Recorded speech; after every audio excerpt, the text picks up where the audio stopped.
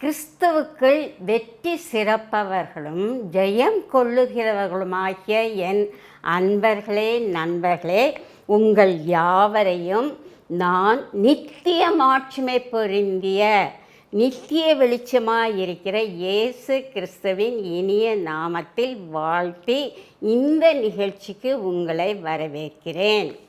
நாம் கிறிஸ்தவர்கள், கிறிஸ்து நமக்குள் இருக்கிறார், நாம் கிறிஸ்துவுக்குள் இருக்கிறோம். நம்முடைய கிறிஸ்தவ ஜீவியத்தில் நமக்கு அன்றாடம் 5 அனுபவங்கள் தேவையாக இருக்கின்றது.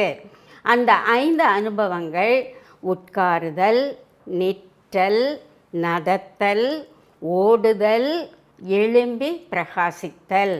முதலாவதாக நாம் இயேசுவின் பாதத்தில் அமர்ந்து அவருடைய இனிய முகத்தை பார்த்து திவ்ய வசனங்களை நாம் கேட்டுக்கொண்டே இருக்க வேண்டும்.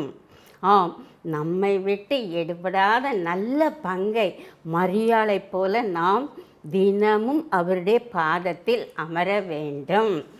அவர் முன்பாக நாம் நிற்க வேண்டும். இதைத்தான் எசேக்கியேல் 2:1 கூறப்பட்டிருக்கிறது.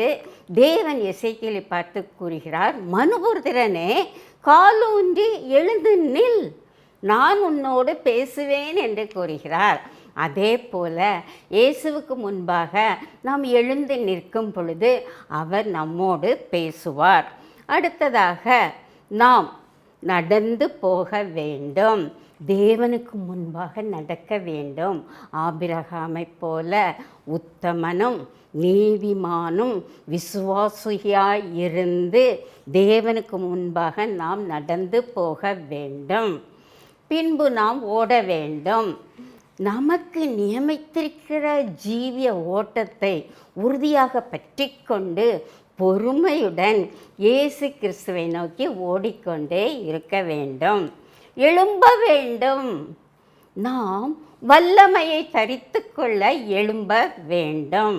இதன் அடிப்படையில் இன்று தேவ செய்தியாக வருவது எழும்பு, எழும்பு, அவேக், அவேக். நாம் 3 காரியங்களில் எழும்பி நிற்க வேண்டும். அதாவது நமது வல்லமையை தரித்து கொள்ள எழும்பி நிற்க வேண்டும். நாம் பிரகாசிக்கும்படி எழும்பி நிற்க வேண்டும். நாம் நித்திரையை விட்டு எழும்பி நிற்க வேண்டும். Yes, awake to get the power, awake to shine. we have to awake from the sleep. முதலாவதாக வல்லமையை தரித்து கொள்ள நாம் எழுந்திருக்க வேண்டும். ஏசாயா தீர்க்கதரிசி ஒரு எழுப்புதல் உள்ள தீர்க்கதரிசி. அவர் புத்தகத்தில் 52ஆம் அதிகாரம் 60-64 அதிகாரத்தை வாசித்து பாருங்கள். அவர் வல்லமையோடு வசனத்தோடு மனிதர்களாகிய நம்மை தட்டி எழுப்புகிறார். அதாவது ஆவிக்குரிய வாழ்க்கையில் நாம் தூங்கிக் கொண்டிருக்கும் பொழுது அவர் நம்மை தட்டி எழுப்புகிறார். வசனத்தின் மூலம் உயிர்ப்பிக்கிறார். ஆம், இதை அடிப்படையாக கொண்டு ஒரு வசனத்தை உங்களுக்கு நான் வாசிக்க விரும்புகிறேன். ஏசாயா 52:1. எழும்பு, எழும்பு, சீயோனே, உன் வல்லமையை தரித்துக்கொள். பரிசுத்த நகரமாகிய எருசலேமே, உன் அலங்கார வஸ்திரங்களை உடுத்திக்கொள். விருத்த சேதனம் இல்லாதவனும் அசுத்தனும் இனி உன்னிடத்தில் வருவதில்லை. ஆம், இந்த வசனத்திலும் அடுத்த வசனத்திலும் நாம் எழுந்து நிற்க வேண்டும் என்று கூறப்பட்டிருக்கிறது. அதாவது எதற்காக எழுந்து நிற்க வேண்டும்? வல்லமையை தரித்து கொள்ள எழுந்திருக்க வேண்டும். அழகான வஸ்திரத்தை தரித்து கொள்ள, அதாவது ரட்சிப்பின் வஸ்திரத்தை தரித்து கொள்ள நாம் எழுந்திருக்க வேண்டும். அதற்கு பின்வரும் வசனம் கூறுகிறது, நாம் தூசியை உதறி தள்ளிவிட்டு எழுந்திருக்க வேண்டும் என்று கூறப்பட்டிருக்கிறது. சில வேளைகளில் நாம் வல்லமையற்ற, பலனற்ற, சோர்வான ஒரு கிறிஸ்தவ ஜீவியத்தில் நாம் இருக்கிறோம். அது தவறான காரியமாகும். சில வேளைகளில் பாவத்தில் விழுந்து விழுந்து எழுந்திருக்கிறோம், அதுவும் தவறானது. ஆவிக்குரிய வாழ்க்கையில் அனலுமின்றி குளிருமின்றி இருக்கிறோம். மேலும் சில வேளைகளில் நாம் 2 நினைவுகளில் குந்தி குந்தி நடக்கக்கூடியவர்களாக இருக்கிறோம் என்று வசனம் கூறுகிறது. நமக்கு தேவை வல்லமை, நமக்கு தேவை தேவ தரிசனம், நமக்கு தேவை தேவனுடைய பலன். ஆம், தேவனுடைய வல்லமை, பலன், வரங்கள், கிருபை யாவும் ஊற்றுக்காரனாகிய இயேசு கிறிஸ்துவிடம் நாம் செல்ல வேண்டும். வசனம் என்ன கூறுகிறது? தேவன் ஒரு தரம் விளம்பினார், 2 தரம் கேட்டிருக்கிறேன். வல்லமை தேவனுடையது.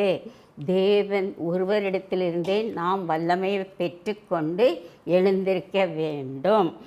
ஏனென்றால் வல்லமைக்கு ஊற்றுக்காரணர் இயேசு கிறிஸ்து ஒருவரே.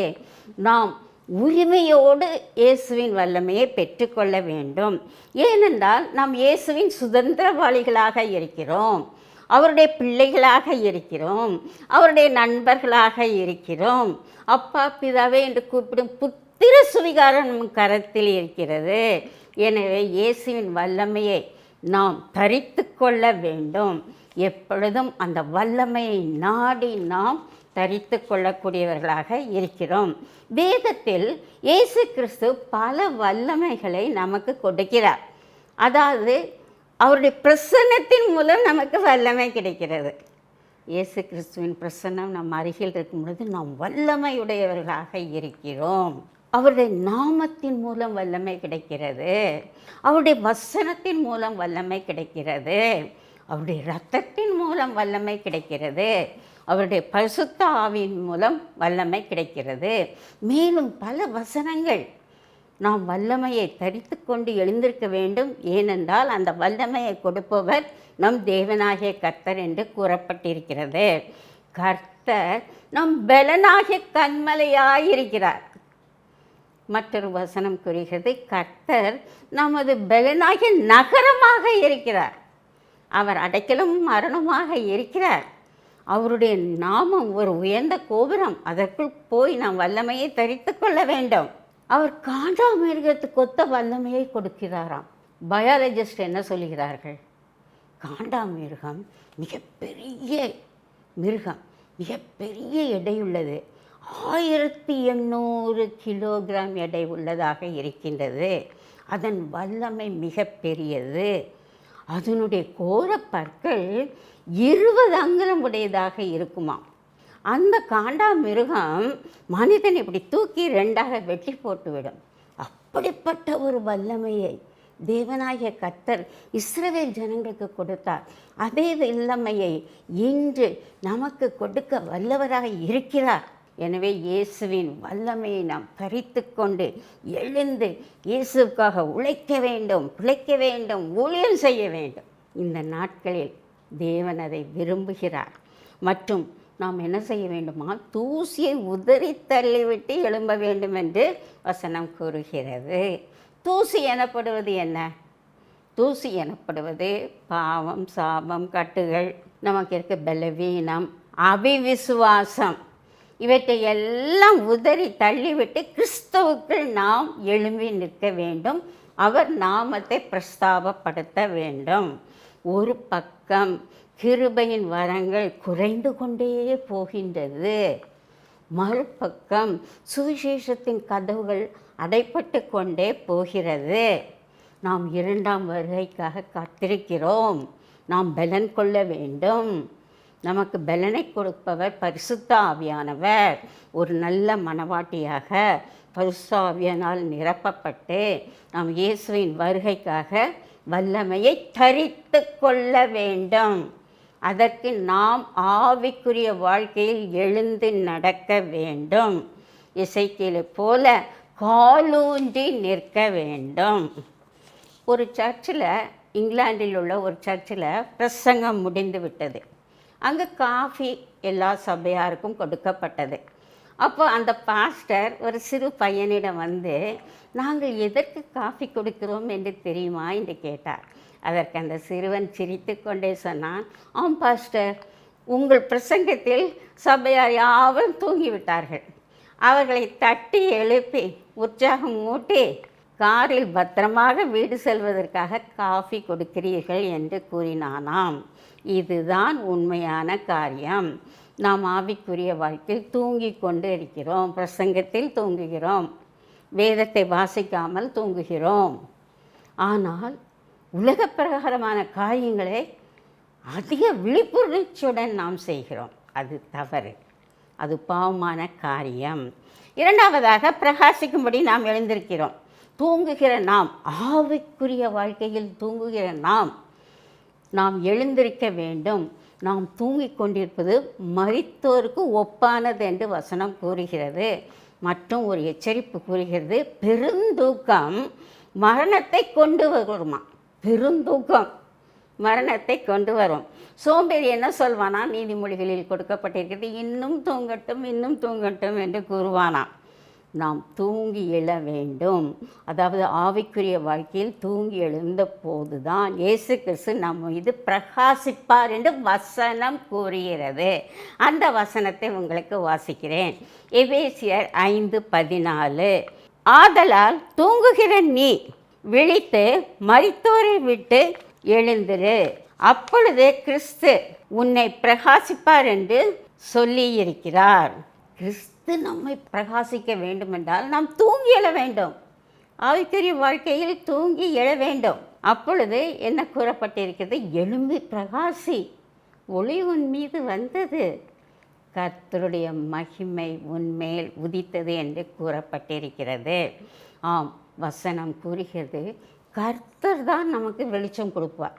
நம்ம எப்போ ஆவிக்குரிய வாழ்க்கையில் தூங்கி எழுகிறோமோ இயேசு கிறிஸ்து நமக்கு பிரகாசத்தை கொடுப்பார், ஒளியை கொடுப்பார். வசனம் கூறுகிறது, கர்த்தர் நம் வெளிச்சமும் இரட்சிப்புமானவர், எனவே நாம் பயப்பட வேண்டாம். கர்த்தர் நம்மை விளக்கை ஏற்றுவாராம். அவர் நம் நீதியை வெளிச்சத்தை போலவும் நமது நியாயத்தை பட்டப்பகலை போலவும் மாற்றுவாராம். எல்லாம் வெளிச்சம் வெளிச்சம் பகல். எப்பொழுது? தூங்கி எழும்பொழுது, ஆவிக்குரிய வாழ்க்கையில் தூங்கி எழும்பொழுது. அப்பொழுது நாம் கர்த்தருடைய பிள்ளைகளாய், வெளிச்சத்தின் பிள்ளைகளாய் வெளிச்சத்தில் நடப்போம், ஒளியில் நடப்போம், செவ்வையான பாதையில் நடப்போம், நீதியின் பாதையில் நடப்போம். மீண்டும் கர்த்தர் என்ன செய்வாராம், அவர் தம்முடைய முகத்தை நம்மேல் பிரகாசிக்க பண்ணி நமக்கு கிருபையை கொடுப்பாராம். எண்ணாகமத்தில் கொடுக்கப்பட்டிருக்கிறது. எனவே இயேசு கிறிஸ்து நமக்குள் வந்து பிரகாசிக்கும் போது நாம் இயேசுவின் ஒளியை என்ன செய்ய வேண்டும், பிரதிபலிக்க வேண்டும். ஆம், அந்த ஒளி எல்லாருக்கும் தெரியணும்னு இயேசு கூறுகிறார். நாம் தூங்கி எழணும். அதாவது சிலர் என்ன செய்வாங்க, வசனம் படிக்க மாட்டார்கள், ஜெபம் பண்ண மாட்டார்கள், ஆவியில் நிரம்பி அவர்கள் ஊழியம் செய்ய மாட்டார்கள். அவர்கள்தான் தூக்கத்தின் பிள்ளைகள். அவர்கள் எழும்பும் பொழுது இயேசு கிறிஸ்து நமக்குள் பிரகாசிப்பார். நாம் அதை பிரதிபலிக்க வேண்டும். அப்போ எப்படி பிரதிபலிக்க வேண்டுமா, விளக்கை கொளுத்தி விளக்கின் தண்டு மேல் வைக்காமல் அதை மறைக்காலால் மூடி வைப்பார்களாம். அப்பொழுது அது யாருக்கும் வெளிச்சம் தராது. ஆனால் அதை விளக்கு தண்டின் மேல் வைக்கும் பொழுது அது எல்லாருக்கும் வெளிச்சம் கொடுக்கும். நாம் ஒரு லைட் ஹவுஸ்.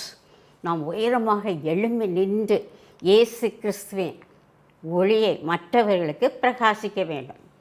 நாம் கேட்கலாம், இயேசுவின் ஒளியை நான் எப்படி பிரகாசிப்பேன் என்று கேட்கலாம். வசனம் கூறுகிறது, நற்கிரியை தான் இயேசுவின் ஒளி. இயேசு என்ன கூறுகிறார், மனுஷர் உங்கள் நற்கிரியைகளை கண்டு பரலோகத்தில் இருக்கிற பிதா மகிமைப்படும்படி உங்களுடைய வெளிச்சம் அவர்கள் முன் பிரகாசிக்க கடவது. எனவே நற்கிரியை தான் இயேசு கிறிஸ்துவை பிரகாசிப்பிக்கும் ஒளியாக இருக்கிறது. உலகத்தில் பாவம், சாபம், கட்டுகள், சாத்தான் இவைகளெல்லாம் இருளில் நடக்கக்கூடியவை. இயேசு கிறிஸ்து நமக்குள் வந்து பிரகாசிக்கும் பொழுது இந்த இருள் ஓடி போய்விடுகிறது. அப்பொழுது நடைமுறையில் நாம் எப்படி இயேசு கிறிஸ்துவின் ஒளியை நற்கிரியைகளாக பிரகாசிக்கலாம் என்று பார்க்கலாம். முதலாவதாக நாம் என்ன செய்ய வேண்டும், அன்பு, இரக்கம், கருணை உள்ளத்தோடு நம்மை சுற்றிலும் இருப்பவர்கள், நொம்பலப்பட்டவர்கள், ஒடுக்கப்பட்டவர்கள், கட்டுகளில் இருப்பவர்கள், வியாதியில் இருப்பவர்கள், மரணத் தருவாயில் இருப்பவர்கள் அவர்களுக்கு சென்று சேவை செய்ய வேண்டும். இதுதான் இயேசுவின் ஒளியின் பிரதிபலிப்பு. அன்பான ஊக்கமான வார்த்தைகளால் நாம் எல்லோரையும் ஆற்ற வேண்டும், தேற்ற வேண்டும். அப்பொழுது நாம் பிரகாசமாக இருப்போம். நம் வீடு பிரகாசமாக இருக்கும், நம் சபை பிரகாசமாக இருக்கும், நம் நாடே பிரகாசமாக இருக்கும். டாக்டர் நெல்சன் பெல் என்ற ஒரு மிஷனரி, அவர் மருத்துவரும் கூட. அவர் அமெரிக்காவிலிருந்து சீனாவிற்கு வந்தார். அங்குள்ள ஒரு ஹாஸ்பிட்டலில் மருத்துவராக பணிபுரிந்தார். அவர் முக்கியமான நோக்கம் என்னவென்றால், இயேசுவின் அன்பை வேதத்திலிருந்து அந்த சிகிச்சை செய்யும் பிணியாளிகளுக்கு எடுத்து கூறுவார். ஆம், அதனால் அவர் சிரித்த முகத்துடன் இருப்பார், ஒளிமிகுந்த கண்களுடன் இருப்பார், ஓடி ஓடி சேவை செய்வதற்காக வருவார். யூஸ்வலாக சைனாவில் என்ன சொல்லுவாங்கன்னா, வெளிநாட்டிலேருந்து ஒரு மிஷினரி வந்தாலே அவனை ஃபாரின் டெவில் என்று சொல்வார்களாம். அதாவது வெளிநாட்டு பிசாசு என்று சொல்வார்களாம், வெறுப்பார்கள். ஆனால் இவரை நெல்சன் பெல்லை அவர்கள் என்ன கூறினார்கள் தெரியுமா? ஃபாரின் ஏஞ்சல், தேவதூதனைப் போல ஒளியின் வர்க்கத்தை தரித்து கொண்டு எல்லோருக்கும் உதவி செய்தார். இதே போல நாமும் மற்றவர்களுக்கு சேவை செய்ய வேண்டும். மூன்றாவதாக, நித்திரையை விட்டு நாம் எழுந்திருக்க வேண்டும். வசனம் கூறுகிறது, ஆவிக்குரிய வாழ்க்கையில் நான் சொன்னேன், சில வேளை தூங்கி கொண்டே இருப்போம். அப்படின்னா என்ன அர்த்தம்?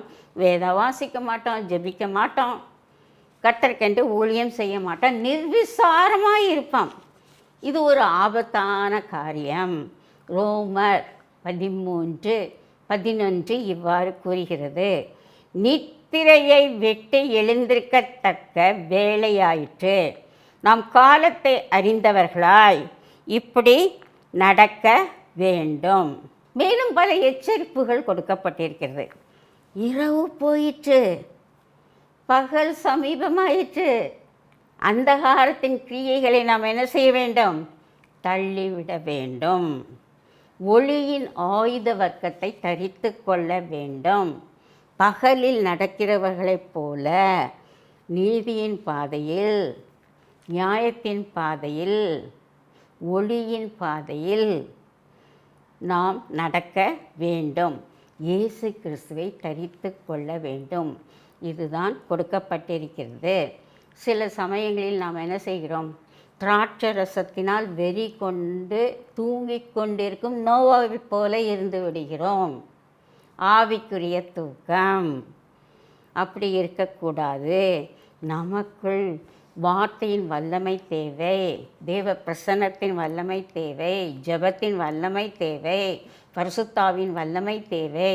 பரிசுத்தாவின் வல்லமை வரும் பொழுது தூக்கத்திலிருந்து நாம் எழுந்திருப்போம். சில சமயங்களில் நாம் சிம்சோனை போல இருப்போம். தேவனுடைய பராக்கிரமசாலி என்று பெயர் பெற்றவன். அவன் என்ன செய்தான்? தெலிலாள் என்ற வேசியின் மடியில் படுத்து தூங்கிக் கொண்டிருந்தான். அதனால் தேவனுடைய பலத்தை இழந்தான், கண்ணை இழந்தான், மற்றவர்களுக்கு வேடிக்கை பொருளாக இருந்தான் என்று வேதத்தில் கொடுக்கப்பட்டிருக்கிறது. எலியா தீர்க்கதரிசியை எடுத்துக்கொள்ளுங்கள். அக்கினி ஜுவாலையாக இருந்தார், வல்லமையாக அவர் ஊழியம் செய்தார். அவர் ஒரு தீர்க்கதரிசியாக இருந்தார். கர்மேல் பர்வதத்தில் அற்புதங்களையும் அடையாளங்களையும் செய்தார். ஆம், தேவனுடைய வல்லமையில் நிரம்பி வானத்திலிருந்து அக்கினியை வரவழைத்தவர் என்ன செய்தார்? யேசபெலின் எச்சரிப்பு துணியை கேட்டவுடன் பயந்து போய் ஒரு சூறை செடியின் கீழ் படுத்து விட்டார். இது மாதிரி நாம் நித்திரையில் இருக்கக்கூடாது, வல்லமையை இழந்து விடக்கூடாது. என்றாலும் இயேசு கிறிஸ்து தேவனாகிய கர்த்தர் தேவதூதனை அனுப்பி அவனை ஆற்றினார், தேற்றினார். மற்றொரு நிகழ்ச்சியில் அவன் சூறை செடியின் அடியில் படுத்து இருந்தான். நாம் ஆவிக்குரிய வாழ்க்கையில் படுக்கக்கூடாது, நித்திரையில் இருக்கக்கூடாது. எப்பொழுதும் வல்லமையுடன் நாம் ஊழியம் செய்யக்கூடியவர்களாக இருக்கிறோம். சோர்ந்து போகக்கூடாது, பலனற்று போகக்கூடாது. யோனாவை எடுத்துக்கொள்ளுங்கள். அவன் கப்பலின் அடித்தளத்தில் போய் தூங்கிக் கொண்டிருந்தான், நிர்விசாரமாயிருந்தான். லட்சக்கணக்கான மக்கள் மனம் திரும்ப அவன் போய் பிரசங்கம் பண்ணவில்லை. என்றாலும் தேவன் அவரை தட்டி எழுப்பினார். அதே போல இன்றும் நாம் சில சமயங்களில் ஆவிக்குரிய விஷயத்தில் சோர்ந்து படுத்து தூங்கிக் கொண்டே இருக்கலாம். உலக பிரகாரமான காரியங்களில் நாம் இருக்கலாம். சோம்பேறியாய் ஆவிக்குரிய காரியங்களை செய்யலாம். ஆம், வேதத்தை எடுத்து வாசிப்பதற்கு சோம்பேறித்தனமாக இருக்கும். முழங்கால் படியிட்டு ஜெபிப்பதற்கு சோம்பேறித்தனமாக இருக்கும். ஆவியில் நிரம்பி நாம் ஊழியம் செய்வதற்கு சோம்பேறித்தனமாக இருக்கும். அப்பொழுதும் தேவன் நமக்கு எச்சரிப்பை கொடுக்கிறார். நீதிமொழிகளில் பல எச்சரிப்புகள் வருகிறது. அந்த எச்சரிப்புகளை நாம் கவனமாக கேட்க வேண்டும். அதாவது என்ன கூறப்பட்டிருக்கிறது நீதிமொழிகளில்? தூக்கம் கந்தையை உடுவிக்கும். நார்மல் ஃபிசிக்கல் தூக்கம் எடுத்துக்கொள்ளுங்கள். ஒருவன் தூங்கிக் கொண்டே இருக்கிறான், வேலை செய்ய மாட்டேங்கிறான். அப்போ என்ன நடக்கும்? அவனுக்கு பணம் கிடைக்காது, அவனுக்கு கந்தை துணி தான் கிடைக்கும். அதே போல் ஆவிக்குரிய தூக்கம். நம்ம என்ன செய்கிறோம்? ஆவிக்குரிய வாழ்க்கையில் தூங்கி கொண்டே இருக்கும் பொழுது பாவம் என்ற கந்தை தான் நமக்கு கிடைக்கும். நமக்கு அலங்காரமான வஸ்திரம் கிடைக்காது, ரட்சிப்பின் வஸ்திரம் கிடைக்காது. எனவே தூங்குவது மிகவும் ஒரு தண்டனைக்குரிய காரியமாக இருக்கிறது. மற்றொரு வசனம் கூறுகிறது, தூக்கத்தை விரும்பினால் தரித்திரராகும். அஃப்கோர்ஸ் ஃபிசிக்கல் லைஃப்பில் தூங்கி தூங்கி இருக்கிறவங்க தரித்திரர்களாக இருப்பார்கள், பணம் இருக்காது. அதே போல் ஆவிக்குரிய வாழ்க்கையும் எடுத்துக்கொள்ளுங்கள். நாம் தூங்கிக் கொண்டே இருப்போமானால் ஆவிக்குரிய வாழ்க்கையில் தரித்திரராக இருப்போம். இயேசு கிறிஸ்துவின் அன்பு நமக்கு கிடைக்காது. தரித்திரர். அவருடைய கிருபை, இரக்கம், ரட்சிப்பு, மீட்பு, பாவ மன்னிப்பு ஒன்றும் கிடைக்காது. அப்போ ஆவிக்குரிய வாழ்க்கையில் தரித்திரராக நாம் இருப்போம். எனவே தூங்கக்கூடாது. ஆவிக்குரிய வாழ்க்கையில் நாம் தூங்கக்கூடாது. அறுப்பு காலத்தில் தூங்குகிறவன் லட்சை அடைவான். ஆம், நாம் விதை விதைப்பவர்கள், மனுஷரை பிடிப்பவர்கள். அறுப்போம் மிகுதி, வேலையாட்களோ கொஞ்சம் என்று இயேசு கிறிஸ்து கூறுகிறார். நாம் என்ன செய்ய வேண்டும்? அறுப்பு காலத்தில் அதி மும்முரமாக ஆத்துமாக்களை அறுவடை செய்ய வேண்டும். அப்படி நாம் செய்யவில்லை என்றால் லட்சை அடைந்தவர்களாக இருப்போம். லட்சை என்றால் shame. We will be the most shameful person in this world. நாம் எப்படி இருக்க வேண்டும்? டைனமிக் கிறிஸ்டியன்ஸாக இருக்க வேண்டும். ஸ்டாட்டிக்காக இருக்கக்கூடாது. டைனமிக் கிறிஸ்டியன்ஸாக இருக்க வேண்டும் என்றால் என்ன செய்ய வேண்டும்? மற்றவர்கள் நமக்கு சேவை செய்யவில்லை என்றாலும் நாம் மற்றவர்களுக்கு செய்ய வேண்டும். மதர் தெரேசாவை போல. மற்றவர்கள் நம்மை நேசிக்கவில்லை என்றாலும் நாம் மற்றவர்களை நேசிக்க வேண்டும். யோசேப்பை போல. மற்றவர்கள் நமக்கு உதவி செய்யவில்லை என்றாலும் நாம் மற்றவர்களுக்கு உதவி செய்ய வேண்டும். மிஷனரிமார்கள் அவ்வாறு செய்தார்கள். மற்றவர்கள் நமக்கு ஈவுகளை கொடுக்கவில்லை என்றாலும் நம்மளை மகிழ்ச்சியாக வைக்கவில்லை என்றாலும் நாம் மகிழ்ச்சியாக வைக்க வேண்டும். எனவே நன்றாக நினைவில் வைத்து கொள்ளுங்கள், ஆவிக்குரிய தூக்கம் மிகவும் அபாயமானது. நாம் என்ன செய்ய வேண்டும்? எழும்பி முதலாவதாக வல்லமையை தரித்து கொள்ள வேண்டும். வெளிச்சத்துடன் நாம் வெளியில் சென்று இயேசு கிறிஸ்துவை பிரதிபலிக்க வேண்டும். நித்திரையை விட்டு எழும்ப வேண்டும். கர்த்தர் இந்த வசனங்களை ஆசீர்வதிப்பாராக. கிறிஸ்துவுக்குள் பிரியமானவர்களே, சத்திய வசனத்தை கேட்டோம். நாம் இப்பொழுது ஜெபிக்கப் போகிறோம். எங்கள் அன்பின் பிதாவே, நீர் எங்களை உயிர்ப்பிக்கிறவர். உம்முடைய வசனத்தினால் நீர் எங்களை உயிர்ப்பிக்கிறவர். இந்த அருமையான நிகழ்ச்சியை கொடுத்ததுக்காக நாங்கள் உம்மை துதிக்கிறோம் கர்த்தாவே. இந்த நிகழ்ச்சி உம்மால் எங்களுக்கு கொடுக்கப்பட்ட ஒரு ஈவாக இருக்கிறது. இந்த நிகழ்ச்சியின் மூலம் நாங்கள் வசனத்தை ஆழமாக தியானிக்க கிருபை செய்தீர். அதற்காக நாங்கள் உம்மை துதிக்கிறோம் கர்த்தாவே. எங்களுக்கு தேவை வல்லமை, எங்களுக்கு உம்முடைய வல்லமை தேவையாக இருக்கிறது. இப்பொழுதும் நாங்கள் உம்மிடத்தில் வருகிறோம். எங்கள் மீது உம்முடைய வல்லமையின் வஸ்திரத்தை தரிப்பியும் கர்த்தாவே. அதே போல் எங்களுக்கு தேவை உம்முடைய ஒளி. நீர் எங்களுக்கு அருணோதயமாக இருக்கிறீர். நீர் எங்களுக்கு விடிவெளி நட்சத்திரமாக இருக்கிறீர். நீர் எங்களுக்கு சூரியனாய் இருக்கிறீர் கர்த்தாவே. இப்பொழுது நாங்கள் உம்முடைய பாதத்தண்டையில் நிற்கிறோம் கர்த்தாவே. உம்முடைய ஒளியை எங்கள் மேல் பிரகாசிக்க பண்ணும். நாங்கள் அதை எடுத்துக்கொண்டு போய் மற்றவர்களுக்கு பிரதிபலிக்க கிருபை புரியும் கர்த்தாவே. சில வேளைகளில் நாங்கள் ஆவிக்குரிய வாழ்க்கையில் தூங்குகிறவர்களாக இருக்கிறோம் கர்த்தாவே. எங்களுக்கு ஒரு எச்சரிப்பு வந்திருக்கிறது. நாங்கள் தூங்கக்கூடாது. நாங்கள் அனுதினமும் உமது வேத வசனங்களை வாசிக்க வேண்டும். உம்மிடத்தில் பேச வேண்டும். உம்மிடத்தில் ஜெபிக்க வேண்டும். எங்களுக்கு உம்முடைய பரிசுத்த ஆவியின் வல்லமை தேவை. அதை நீர் எங்களுக்கு கொடுக்கிறீர் கர்த்தாவே. அன்பு பிள்ளைகளை நீர் ஆசீர்வதியும். அவர்கள் குடும்பத்தை ஆசீர்வதியும். அவர்கள் பிள்ளைகளை ஆசீர்வதியும். அவர்கள் செய்யும் வேலையை நீர் ஆசீர்வதியும். நீர் ஆசீர்வதிக்க போகிறதுக்காக நன்றி நன்றி நன்றி. இயேசு கிறிஸ்துவின் இனிய நாமத்தில் வேண்டிக் கொள்கிறோம். அன்பின் பிதாவே, ஆமென்.